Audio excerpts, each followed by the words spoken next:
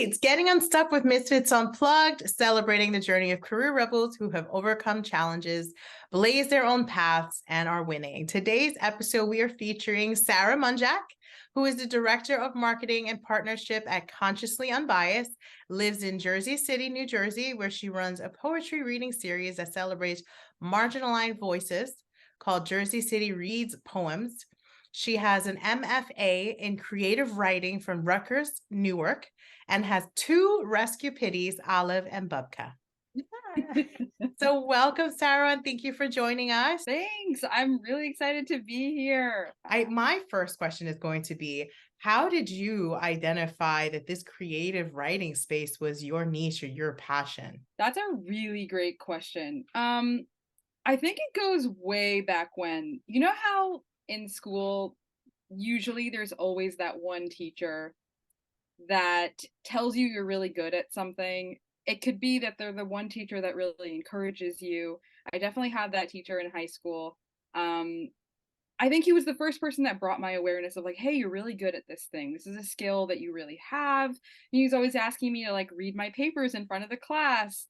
And surprisingly, like I kind of loved that. Like I ate that attention up, I think. And I think that was when I first started to realize that, okay, writing is something I'm good at. And it's also something I enjoy. And I think those are two key things that don't often come together. Like to be good at something can be quite different from also enjoying it. Because I'm also good at things that I don't necessarily like maybe washing the dishes or something. Like, I don't know. But I kind of just ran with that. So, in undergrad, majored in creative writing, had some mentors there who were just like, you should just keep going, like get your master's in creative writing. So just like, okay, yeah, I just decided to keep going with it. And it was my path for a really long time. So in my master's degree, I was studying creative writing. All of my jobs to follow were in the literary space. And I don't want to jump too far ahead, but basically, where I'm at now is not in the literary space. So interesting trajectory there. Well, so that's my next question, because as you were talking about it, I'm like, okay, so I kind of know in the back of my head a little bit like how your creative writing could possibly help you in a marketing career, but for our career rebels, and we talk a lot about transitioning, from one industry to the next. How did your creative writing ability help you in your marketing situation? Yeah, no, absolutely. I'm really happy to speak to that. And not just in terms of marketing too, but it also helped in terms of like getting into the DEI space. I'll share that the biggest thing about creative writing is that it really gave me the tool bag for storytelling. And if you look at marketing, it's all about storytelling. The things that are really going to move people, whether it be move people to make a purchase or make a change within their life, or really move anybody to do anything. The only way you're really going to get someone to do that is through moving them through story. And I did not realize this. When I was studying creative writing, I just thought I was honestly, I thought I was just kind of having fun. Like I enjoyed writing and I didn't necessarily see where I was going to take it. I had a loose idea of like, okay, like I'll write a book. A lot of my writing has to do with my sort of biracial identity and background. And I was kind of really writing into that. I guess I was thinking things along the lines of like, maybe I'll speak to other biracial folks and inspire them and have an interesting back and forth. I'll have a book, I'll be a writer. But what I didn't realize is that I was actually giving myself the tools to get into marketing in a meaningful way. So marketing in terms of telling the stories that really need to be heard to move people. And then that brought me a couple of interesting places along the way. And where I'm at now is marketing for a DEI organization called Consciously Unbiased. And that's cool because it kind of speaks to my creative writing background in a really direct way, in that DEI, diversity, equity, and inclusion.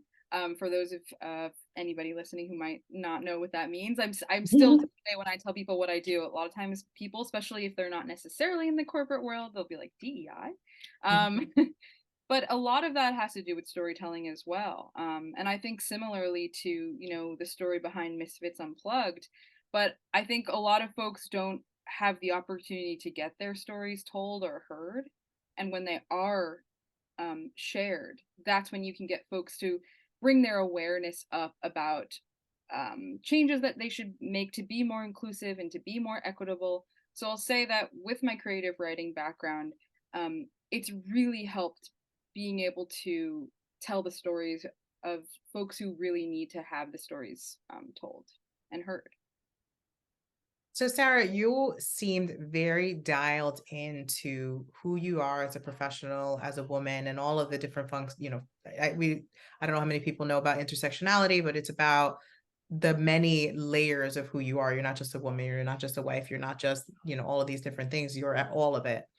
So I can't imagine that that's maybe where you were 20 years ago. So how did you find that path or create that path for you that you're so more confident in who you are and where you want to be? Wow, you guys have bangers. Like these questions are I so showed up. good. We try. Okay. We're digging deep. I think, okay, the first word that comes to my mind without thinking is community. Um, I don't think I would feel so confident in who I am today without my community and my people. It's taken me only recently to be able to distill this into one word, but community has something that's a really, really, really, really important to me as a person. I'll share just kind of, might seem off topic, but the reason I kind of think of this word is that I grew up in New York City, and right now I live in Jersey City. I had a brief stint in middle school in Austin, but again, another city. Um, but I've never lived outside of a city. And one thing that I feel a city does is it sort of gives you a sense of community, or at least I find that it gives me a sense of community because there's so many different organizations that you can be easily involved with. Like I run a poetry reading series called Jersey City Reads Poems. You can get people together fairly easy in a city. There's just so many bookshops and cafes and places to meet and organizations to collaborate with and just things to be involved with. Um, but I'm kind of reaching a stage in my life. I have two dogs. I know we, you know, mentioned that earlier in my bio, but I have two dogs. I'm in an apartment in Jersey City. I recently got married just last year. So I'm in a stage in my life where it's like I can't believe my younger self would be shuddering at this statement, but I'm finding myself craving like a little more space, a little more quiet, like all the things I would have gagged at growing up, being like the city girl. Mhm. But one thing that I keep returning to is if I move to the suburbs or something that's a little bit more of a mix of city, you know, urban, suburban thing, will I have that same sense of community? You know, your question is, how have I become confident in the person that I am and all the different forms and identities? I think it's always been that I've had a tight knit network of folks right near where I live that I could walk to their house. Um, and just be in communion with a lot of them really strong, powerful women who are just up to such really cool things, entrepreneurs. Some of my best friends are just starting up their own businesses and are also just in my back corner, like rooting for me all the time. And I feel really privileged and really lucky to have that community around me. And I'll mention just family too. You know, my mom. I know you know my mom. You know, she recently became chair of the Latina BRG at her office, and I have to just give her a shout out or just say that I'm so proud of her too because I hope she doesn't get mad at me for saying this, but my mom is an introvert and she's always been pretty shy and you know maybe confidence wasn't her forte, but I feel like this year, like this past year, maybe year or two, has been like her era. Like I feel like it's her like rising up era, and she's just gone out and done more for getting her name out there and having conversations with people. And um I don't know, she has even reached out to me to say that she's been inspired by me um speaking out and hosting events and things like that, and that's inspired her to do the same. So it feels like we're kind of in communion as well. I'll share, she lives in Texas and I live in Jersey City, so it seems like, even though we're across country from each other, we're kind of inspiring each other from afar. So I would definitely say community, family, my friends, and the folks that are around me. This has been a great conversation. I feel so inspired by everything that I can see Brandy is energized too. It's late in the day for anyone who's listening, and this is like giving me so much energy. Well, I will tell you this though, and it's not a question. I'll follow up with the question. And it's, I grew up in a very small town, moved to New York when I was 18 or 19, stayed in Brooklyn for almost 20 years, probably over 20 years, and recently moved to Jersey less than a year ago, like literally less than 6 months ago. And you'll find your tribe. I'll just put it like that. Like it is different. It is not what it's not what you're going to be used to in terms of city, but it's a different kind of community. I mean, and it just kind of really depends on where you stick your tentacles in. But I think that there's community everywhere. So, the people that are listening, the rebels that are listening, whether you're in rural areas or city areas, we preach find your tribe, because that's part of our foundational sort of talk that we do with people when we talk about finding people that will help push them along onto their journey. So you may lose your street cred. You can come. I grew up in Washington Heights in Manhattan, like a predominantly Hispanic area. Moved to the Bronx, moved to Yonkers, and now I am in the complete, I think it also comes with age and where you are in your life. So I have a 3-year-old, we needed more space. So now we moved to a suburb area of New Jersey, but I don't miss the city. Your life and your mindset change. And I'm only an hour away from, I could take a bus to Manhattan and an hour away from Jersey City. But the quiet, the space, the quality of life, and you can drive or get to any kind of like bigger type of city that probably has a little bit more diversity and what you're seeking. When the quiet, I think the quiet is like the best part of it all. Well, both of you are, I'm taking this as a sign, whatever, from whomever, the universe, from you, sign that if I move, I'll be able to find my tribe and find my people. And you just mentioned something that also like sends a bell off in my head, which is about, as we look at different places to move in terms of diversity, that is something that, I'm going to be honest, like sometimes freaks me out a little bit. I mean, I do want to start a family at some point, and I just think like, I consider it a privilege that I was raised in Queens, which is the most diverse area ever. Jersey City is the most diverse city I've heard in the US, but Queens is like right up there. And I feel really privileged that I had friends from so many different cultures and backgrounds. And I just, that is a thing for me as I raise a little one at some point in my life. Like I would want them to be exposed to different cultures and people. You're preaching to the choir. I have the same exact thought. My husband is dark-skinned Panamanian. Brandy is African American. So we both had the same thoughts in moving to the suburbs. We looked at education, but also diversity and crime rates, and we had to make the decisions that were right for our family. So where I live is not far from, a lot of other Hispanic communities. So in my town, there's certain percentages, but the towns around us are plentiful. So we didn't want to be too far away from our daughter also understanding her culture. And there's certain things that you can only teach, but feeling, salsa in your bones, different than, like learning about it. And Brandy, I know it was the same exact. For sure, yeah. So it's all about what you search for and what you create around you.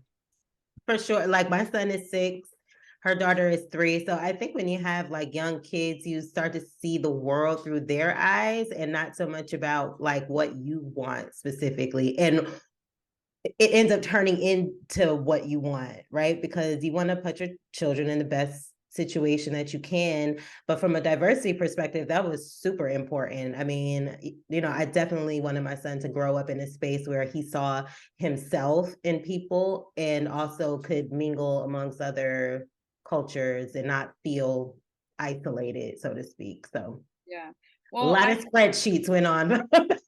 Wow, spreadsheets. Well, that's how I know you're a businesswoman. That is so funny. So if you're coming to the Central or South Jersey area, we both have realtors. We both think you'll be part of our tribe if you move anywhere between us. And we'll go hang out with all our little ones, and we'll be those moms at the park drinking wine and a coffee. Well, there you go. Community, I feel like that's we just made it right here. There you go. See? So I have a quick question, and I'm going to shift the conversation a little bit, because what we also want our career rebels to learn, particularly for people who have made great strides in their career, a great career never comes without challenges. So I'm curious what challenges you faced in your ascension to where you are, and what was one of the main ones, and what did you do to overcome it? Yeah. Well, I would say, I think during the thick of the transition, it really felt like a transition. It was like growing pains, and it was also heavy on the imposter syndrome. So now, if we talk about imposter syndrome, I feel like that'd be your career rebel listener, everyone, all of your Misfit Unplugged audience would definitely know a lot about imposter syndrome, because I think as I was pivoting from, okay, writing, literary space, I had folks in my community kind of like gently poke and say, hey, you might want to try marketing, or you might want to. And I think like I'm the kind of person that's very like heads down. I have a path. I'm doing my path. I'm going to just keep going. But then when I started to feel myself checked out for various reasons, a lot of different reasons, I felt my salary was way too low. I'll just share that that could be for couple different reasons, but the literary scene, especially in poetry is my specialization. There's not a lot of money in poetry. People who are in poetry know it. It's not like the fiction bestseller list where people are really making all sorts of crazy, amounts of money. But I was really struggling financially and just really feeling like, hey, I have a master's degree. I've been working in the space for X amount of years. Why am I still at this position? Why is my voice not really heard? Another thing I'll really say about the literary scene, and specifically the poetry scene, is that it's a little bit stuffy. It can be a little bit like who's been holding the power for a long time still has that power for the long time. So being like sort of newer to the scene, or also age, I feel like age bias came up a lot, where it's like, oh well, you're a young woman, that your opinion's not going to be as much as this stuffy older white man, hope that's okay to say, but on the team who's been here for 35 years.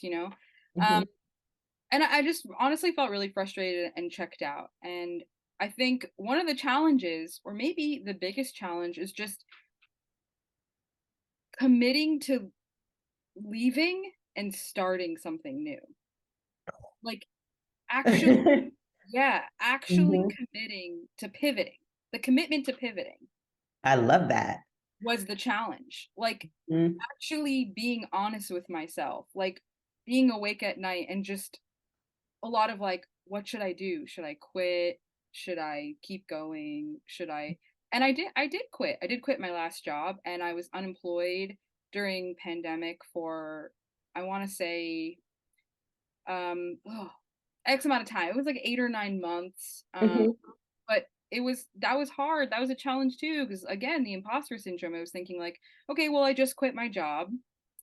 I want to start this whole marketing thing. I think I'll be good at it. I have a little bit of like sort of tangential experience with it, but will I be good at it? I don't have my degree in marketing. I didn't major in marketing. What about everybody else who's been studying marketing their whole lives, or has a real, educational background for it and things like that? Or do I have the right connections? Am I the right person?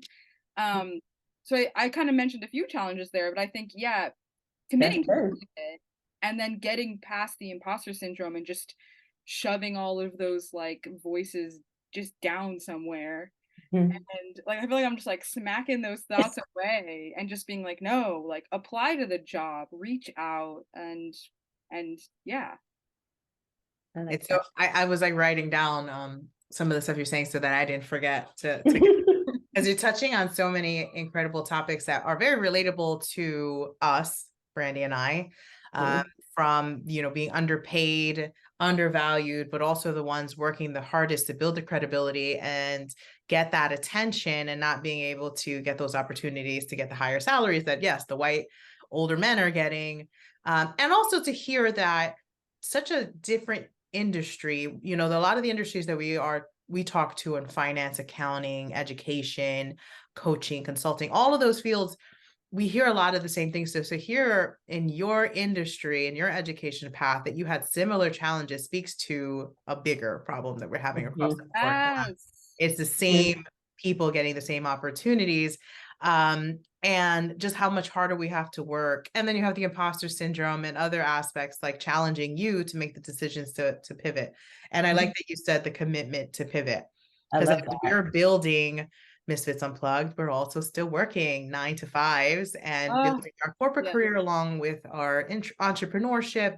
Yeah. Someone else probably has different side hustles, and Mhm. that commitment to do those things and those passion projects and have the faith and belief in yourself is pretty interesting. And I want to commend you for that. So we'll That's give you big. flowers and acknowledge, like, you know, that's a big thing. And look, you're Mhm. successful, you're happy. Every time I talk to you, you have a smile on your face. So then my next question would be around, and I'm probably stealing this from Brandy, who was probably going to ask you this, but it was about transferable skills. Uh, Mhm. you Oh know, yeah. we talk a lot about individuals, you know, some of the things that you have instinctively as a child, and then, you know, what you kind of develop or harness throughout your career. So that, can you speak to what you have as your unique special sauce and how you kind of like now transition that to be successful in this industry? Yeah. So, well, one, I'll say if it's not obvious already, I'm an extrovert. Or I just love talking. I got in trouble for it a lot as a kid. I was always the yeah. You were too? I was a class clown. It was always excessive talking, excessive Yes. talking. Yes. And That's now my I kid am right now. I'm like, excessive talking. Is that great? yes. That's gonna be my kiddo too. She's literally like, she has Okay. energy Yes, that I don't even know Cecile. where she's getting it from. I'm like, I didn't have this energy at a 3 years old. Where so that's I saw the funniest meme that a bunch of like people were sharing the other day. I don't remember exactly what it said, but something along the lines of like to all the girls, it was specifically to girls, like to all the young girls who like got their on the report card said like excessive talking, like share where you're at now. And it was Mhm. amazing. It was all like CEO of this. It was even like someone shared it was alpha like women. woman It's CEO of a Fortune 500 company, like director this, VP this, founder this, and it's like, hello. Awesome. Yeah. um, they couldn't dim our light. yes, not that I'm there yet, but maybe one day. Um, but yeah, I think okay. So where was I going this with this? Yeah, I mean, I think it goes back to communication and transferable skills. That's the term I was looking for earlier. I think by accident I said tangential skills, but yes, I knew it started with a T. Transferable skills. Um, I think, and that's actually something I'm trying to coach my brother on right now. My little brother is graduating undergrad right now, and he's a finance major. And I don't know anything about finance. I'm gonna be honest. Like, girl, I went to creative writing school. Like, like I don't know anything about finance, but I'm sure a lot of your listeners do, and they think I'm, funny or something. But um, as he's looking for a job and finance industry, and you know this is, things have been tight with budget, and as he's looking for these kind of entry level jobs, he's met some dead ends, and it's been tricky for him. And I just gave him a whole pep talk on the phone about transferable skills. And what's crazy is I feel like they don't teach you that in college. I don't. What is that? they don't really teach you a lot of the life skills. And I think that's where we found our niche is plugging into colleges and teaching them like Mm-hmm. here's how you land a job. Here's what not to do. Here's what to do. Like just some fundamental things like apply for all the credit cards, like just like, Yeah. but it is I'll true. They take don't that teach class, you. by the way. Apply for all the credit cards. Right now, I'm like trying to book travel. I'm like, which credit card should I open? I'll take that class. Yeah, I mean, those are life skills that they should teach you. Those are reality, at least in the US, miles and Brandy and I, like all of these cards have like benefits, there's so much that you can utilize and strategize, especially if you're a young kid like your brother that can like have nothing but time on just Yeah. go like stay in a hostel and travel. Like, come on. Yeah.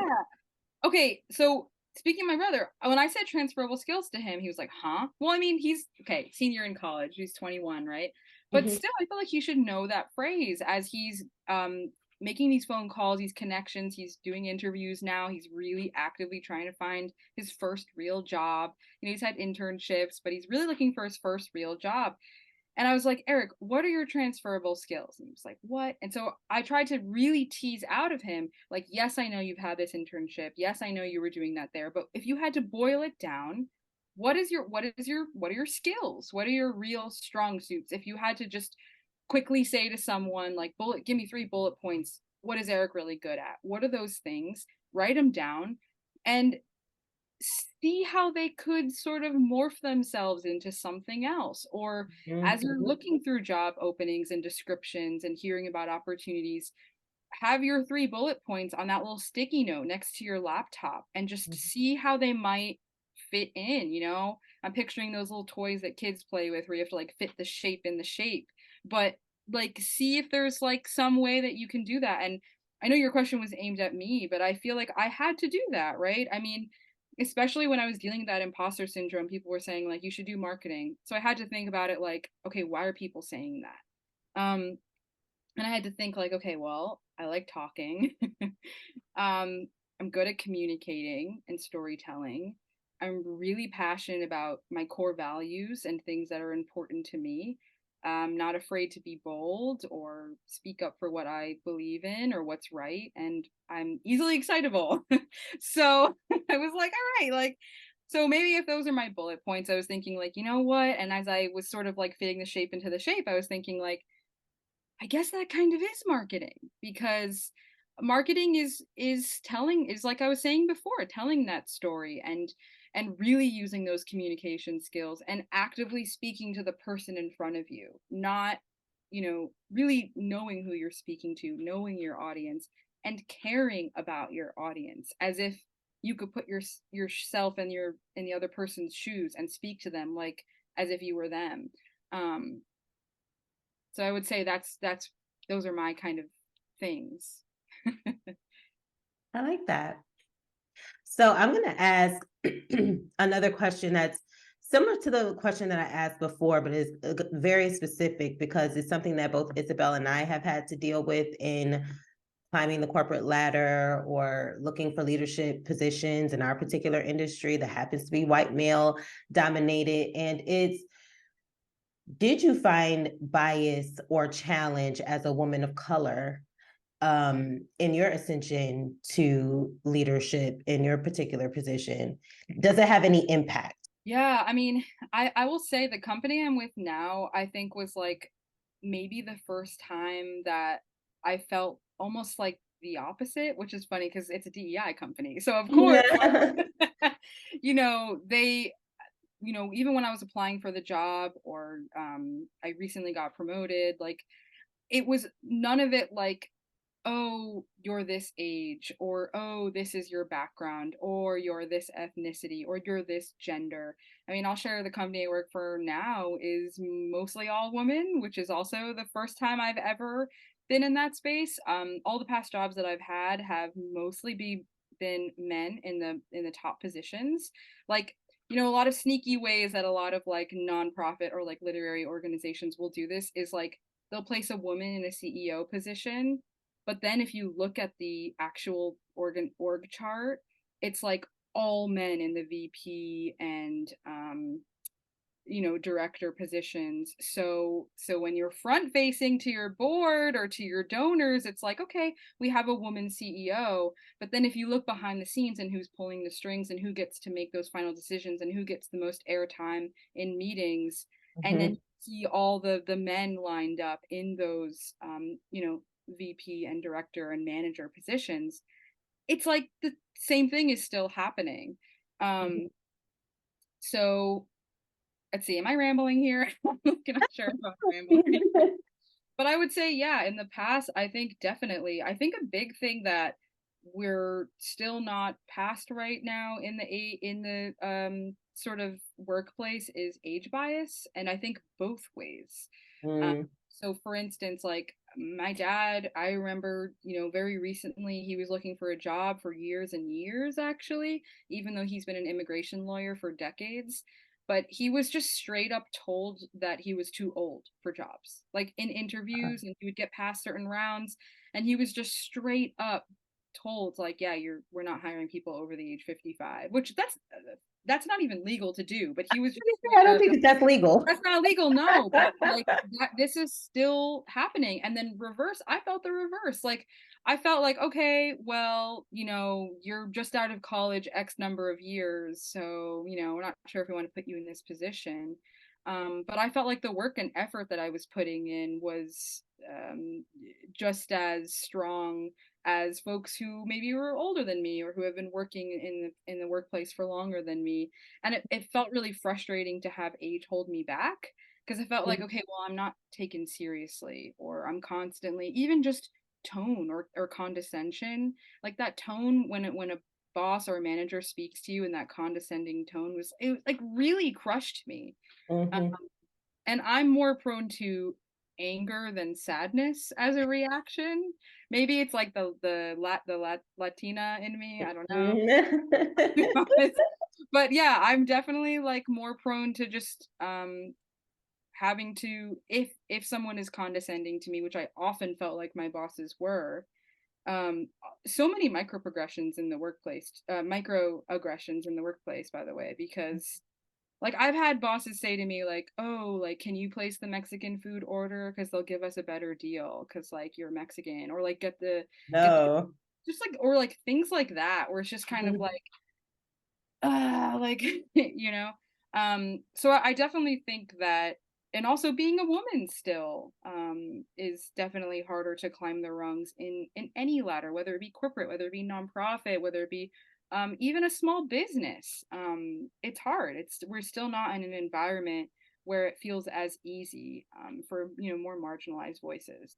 So many good nuggets. We're going to start bringing it home, but I think that there's someone that's listening that can take something from every aspect of this conversation. I think that you also touched on generational educating, just highlighting different generations. So highlighting your mom going through imposter syndrome and where she is in her life at her age, and your brother and yourself. So I think it all comes full circle, especially as we talk about career rebels, is that you're paying it forward too. So you're learning, you're growing, but you're also elevating the people around you, which I think speaks very highly to you. So I want to just applaud you again because I specifically, I know your mom, so I know how much she's pushed herself this year. And we're going to continue to work on that next year, and hopefully we'll get her on a panel, because I know that she told me to send this to her. So we're putting this in here, and once it's on, social media, we can never take it off. So she is going to be on one of the panels next year as a feature. Yes, I love that. Manifested. Yes, she'll hate us both, but it's okay. So we love bringing the conversation full circle with giving it back. So if you were speaking to the career rebel starting her career, or even your younger self, and you had any words of wisdom for little Sara, what would you tell her? Oh, little Sara. Like, she was a ball of stress, y'all. I mean, I was a really anxious kid. I actually, like, a really anxious kid. I had a lot of panic attacks a lot. Always suffered from migraines growing up, like just really emotional. I would say. I don't know, I'm a Pisces. Not that I'm really into zodiac, but I'll share that. What, are you also a Pisces? I'm a Pisces, yes. Oh my gosh. Okay. Exactly. Okay. Yes, this is making sense. Isabel, what are you? I'm a Scorpio.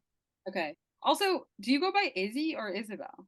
Both. Izzy is what usually my friends and family call me. Isabel's more like corporate, Isabel Velasquez. Okay. Yeah, Izzy is totally fine. Yes. Okay, good to know. I think well, first I would try to tell her to put her shoulders down, and exhale. Like, I think when I think about my younger self, and I'm thinking little young, but also just I carried so much baggage with me through high school and even college, and I feel like when I pictured myself, I was like this shoulders up, and I think I would tell her to put her shoulders down. That thing where they tell dancers or like yogis to like pretend there's a string that like is holding your back so that you're like tall, but in a way that was just like, be confident in yourself, and that not only your shoulders down, but they're also back, so that you're just, I don't know, releasing a lot of that energy held inside. And then the other thing that kind of goes hand in hand with that is, I mentioned before that I was always kind of this person that was like, heads down, this is my track, I'm gonna do my track, and I made a plan, right? This is step 1, step 2, step 3. It's very, very much me, where it's like, I was also kind of the kid or the younger person who, if a plan got canceled on me or if things changed, I was not very good at change. Like, it was like, okay, hey Sarah, like, my parent or a friend is like, we're gonna do this today instead of that. I know I told you we're gonna do this, we're gonna do that. Oh, like eruption of like stress. Like, because in my head it was like, no, but I was planning on doing this. So I think that also, like, you could see that with my career change and as well, because it was so hard for me to be open to that change. So I think I would tell her that. What did I say before? The commit to pivot, or commitment to pivot. Pivot. Yeah, I think I would literally. I just came up with that just now, by the way. I'm like, That's a coin phrase. That's awesome. Golden Yeah. I would tell her. We'll license it. Yes, I'm licensing it right now. Nobody take it. I would say commit to pivot. I would tell her that, like, it's okay. Shoulders down, plans change. It's okay. You're gonna figure it out. Everything's gonna work out. The most important thing is to keep going.